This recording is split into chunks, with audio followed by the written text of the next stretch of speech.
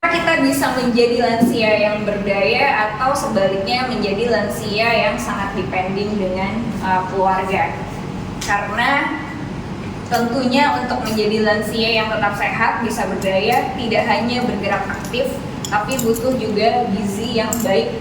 Dan itu sebenarnya harus dimulai dari ketika kita masih muda. Dari segi energi, kebutuhan energinya turun, terus massa ototnya juga turun karena pembentukan massa ototnya juga turun. Kemudian segala macamnya ini akan menyebabkan nutrisinya menjadi berkurang ya.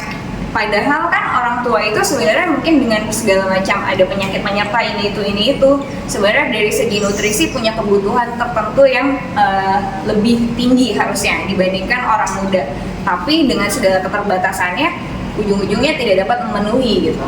Dan seringkali menyebabkan kondisi undernutrisi atau malnutrisi, dan itu mungkin tidak segera disadari ya.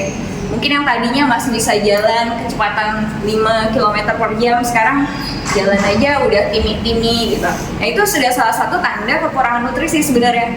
Atau dari duduk mau bangun kok berat banget ya, itu juga sebenarnya jangan-jangan sudah mulai kekurangan nutrisi. Bajunya udah pada longgar nih gitu ya.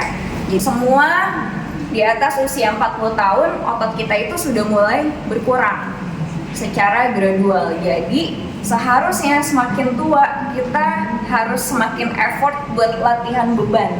Sekarang ngomong-ngomong udah banyak tuh di gym, gak cuma anak-anak muda tapi mereka juga pergi ke gym. Karena apa? Karena sekarang sudah kenal dengan kondisi sarkopenia ini. Problem berikutnya, sarkopenia itu otot yang kurang. Kemudian seiring berjalannya usia, pembentukan lemak tubuh juga semakin mudah ya. Kayaknya makan dikit aja, gemuk ya. Nah, jadi kenapa? Karena metabolisme orang-orang yang sudah berumur ini juga itu turun ya. Jadinya lemak yang cepat sekali naik. Si lemak ini tidak hanya bikin perut buncit, tapi dia juga akan masuk tuh ke serabut-serabut otot. Jadi bikin fungsi ototnya juga akan menurun. Namanya sarcopenic obesity. Udah mah gendut, ototnya kecil. Nah, yang gini-gini yang semakin beresiko untuk mengalami penyakit-penyakit degeneratif ya. Paling tempe orek dikit, telur separuh. Proteinnya mana, sayurnya mana, nggak ada. Jadi orang Indonesia tuh terbiasa dengan tinggi karbohidrat, dengan tinggi lemak, negeri gorengan, setiap sudut jalan gorengan, cimol, cilor, cireng, apalagi bawang gitu ya, tahu isi semua itu gorengan. Jadi ya negeri gorengan, kita tidak bisa sangkal itu. Kemudian yang kedua, pastikan makan sayur dan buah sebagai sumber serat ya. Orang tua nih juga seringkali problemnya konstipasi ya, pupuknya jadi nggak lancar. Dulu setiap hari pupuk, sekarang belum tentu 3 hari sekali pupuk ya. Jadi problemnya apakah seratnya kurang? Ya gimana mau makan serat, dok? Giginya nggak ada, maunya seratnya susah, kelolotan yang ada gitu ya. Nah ya itu problemnya, jadi makin males lah makan serat ya. Paling buah, nah buah tinggi gula ya. Gula saya naik, dok kalau kebanyakan buah gitu ya. Terus yang keempat, minumnya cukup atau enggak? Ya dok, malah satu balik ke toilet ya, bentar-bentar pipis, bentar-bentar ganti pampers, jadilah minumnya juga kurang. Itu semua berakibat pada konstipasi, dehidrasi gitu ya. Kemudian gula, garam, lemak yang berlebih. Nah penggunaan bumbu masak, terus kita juga tadi sekarang tuh kalau lansia disediainnya apa sih sama anak-anaknya? Biskuit ya kan, sebenarnya wafer yang gampang-gampang dikunyah, diemut doang larut gitu ya. Padahal kan itu semua makanan berpengawet ya, berpengawet, terus gulanya tinggi, garamnya tinggi gitu, proteinnya rendah ya. Terus yang berikutnya UPF ultra processed food ya. Apa daging kornet gitu kan, yang biar gampang, sosis ya, bakso, mie instan ya, bubur apa yang bungkusan bubur instan, super bubur gitu ya. Aktif bergeraknya, nah juga nih sama ya, kebanyakan orang tua makin mager, bukannya makin aktif. Terus tadi belum tentu semuanya olahraga. Nah kalau udah nggak olahraga, makin lemes ya otot-ototnya. Jadi gimana mau aktif bergerak? Disclaimer juga ya, ini untuk lansia yang masih dalam kondisi sehat. belum obesitas, belum dengan penyakit-penyakit ini itu ya. Untuk yang sehat 1.200 sampai 1.500 kebutuhan hariannya. Kemudian untuk protein, nah protein itu supaya mencegah sarkopenia tadi, supaya ototnya nggak makin habis. Kebutuhan lansia itu minimal 1 gram per kilogram berat badan. Jadi kalau beratnya 50 kilo, dia butuh 50 gram protein sampai 60 gram protein setiap hari. Dari mana dapatnya? Coba, kalau paginya tadi sarapannya bubur pakai telur separoh gitu. Terus habis itu siangnya cuma makan nasi sama ayam suwir secuprit. Malam sama makan nasi sama ikan goreng misalnya sedikit. Dapat nggak proteinnya? Enggak. Ini sehari harus makan kurang lebih telur tuh 1 butir 6 gram proteinnya. Terus dada ayam 100 gram dada ayam itu proteinnya hanya kurang lebih 23 gram. Kemudian ikan 100 gram ikan itu proteinnya hanya 20 gram. Jadi kalau pagi sarapannya telur 1 butir, siang makan dada ayam sebelah gitu ya, 100 gram kan sebelah. Terus ikan 1 ekor baru tuh dapat 20, 23, 40, 50 gram ya. Nah kalau sekarang itu beratnya 50 kilo. Nah kalau beratnya sekarang 60 kilo, 70 kilo, nah dapat nggak? Bisa nggak makan segitu ya? Gitu. Jadi nanti gimana kalau nggak dapat? Ya kalau nggak dapat segitu, nggak bisa makan sebanyak itu, berarti boleh suplementasi dengan susu formula ya. Susu formulanya jangan cari yang full cream, jangan yang tinggi gula, tapi kasihnya cari yang tinggi protein, dan dari segi kalorinya cari yang paling rendah gitu ya. Campur dengan lemak dengan makanan yang tinggi gula sehingga penyerapan gula dari makanan tadi jadi lebih pelan-pelan, perlahan. Jadi yang punya sakit gula berarti lonjakan gula darahnya nggak langsung tinggi tuh, tapi dia naiknya perlahan gitu. Jadi butuh serat. Terus yang ketiga, dia bercampur dengan lemak dan lain sebagainya. Sebagian lemak itu akan terperangkap di serat sayur dan buah dan dibuang lewat pupuk, sehingga yang punya kolesterol tinggi atau makan hati, yang obesitas, dia penyerapan lemaknya juga akan berkurang dengan adanya konsumsi serat ya.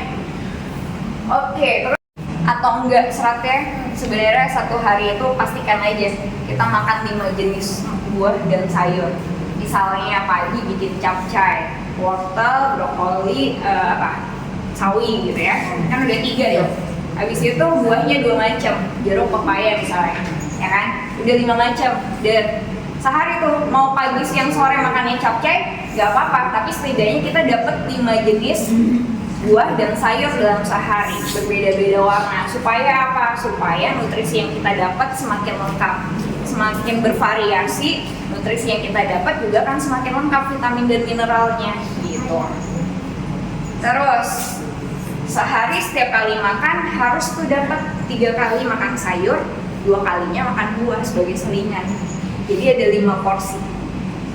Dah itu dulu aja. Kalau itu sudah bisa dikerjakan, mudah-mudahan sih pupuknya lancar ya. Terus gula darahnya lebih terkontrol, sama kolesterolnya juga lebih terkontrol. Piring makannya harus sayur ya. Kemudian 1/4-nya berkarbohidrat, 1/4-nya lagi lauk gitu. Oke, jadi mulai sekarang semua, tidak hanya lansia, tapi yang masih muda pun coba makannya seperti ini, supaya jangka panjang kesehatan kita juga akan lebih bagus. Terus kebutuhannya gimana dok? Harus nimbang-nimbang nggak sih? Gitu ya. Kalau ke dokter gizi kan biasanya dikasih meal plan tuh timbang-timbang. Nggak perlu ya. Kalau seribet itu nggak harus juga nimbang. Kita bisa pakai ukuran tangan kita. Tuhan sudah kasih kita tools yang mewakili kebutuhan kita sehari-hari. Ini telapak tangan saya adalah kebutuhan saya. Telapak tangan anak saya, kebutuhan telapak tangan anak saya. Kebutuhan Bapak Ibu ada di tangan Bapak Ibu ya. Ini sudah mewakili kebutuhan kita sehari-hari. Jadi ukuran telapak tangan ini mewakili kebutuhan protein kita. Telapak tangan tanpa jari-jari. Ya. Jadi kalau makan ayam, makan ikan, makan daging merah, ya harus segini 1 telapak tangan. ukurannya setiap kali makan. Oke. Terus kepalan tangan kita adalah kebutuhan karbohidrat kita sehari-hari segini. Kalau kita obesitas, kita boleh kurangin dari kepalan ini jadi setengahnya, jadi 3/4-nya ya. Tapi kalau kita nggak obesitas, ya ini kebutuhan kita sehari. Atau kalau kayak tadi Bu Letri kurus sekali mau naikin berat badan, boleh tambahin di atas ini, gitu ya. Oke, terus berikutnya sayur ya. Sayur itu satu tangkup ya. Satu tangkup tangan itu kebutuhan sayur kita sehari. Jadi banyakan sayur apa banyakan karbo? Sayur ya. Jadi makan sayur dan buah itu satu tangkup.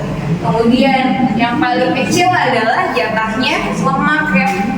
Lemak, minyak, santan, margarin, lemak dari daging, lemak dari minyak babi gitu ya. Jatahnya cuma segini setiap kali makan. Jadi kalau ayam yang udah digoreng, sayurnya jangan lagi ditumis, jangan lagi digulai ya. Karena kan kebutuhan lemak kita sehari cuma segini. Ya. Jadi kalau misalnya kita udah masak opor ayam, gulai nangka, habis itu tempe, udah goreng semua, itu pasti lemak kita akan tinggi, kolesterolnya akan naik gitu ya. Selain serat yang cukup, minum harus cukup, kemudian aktif bergerak ya. Jadi kalau kita aktif bergerak, maka si saluran pencernaan kita itu juga akan ikut bergerak aktif, jadi lebih lancar ke belakang. Kemudian penyakit kronis dengan banyak obat-obatan ya, mungkin ini menjadi permasalahan utama ya. Itu juga PR. Kalau untuk kondisi yang dengan penyakit tertentu, ya sebenarnya sebaiknya konsultasikan ya kebutuhannya karena akan berbeda-beda tergantung kondisi penyakitnya.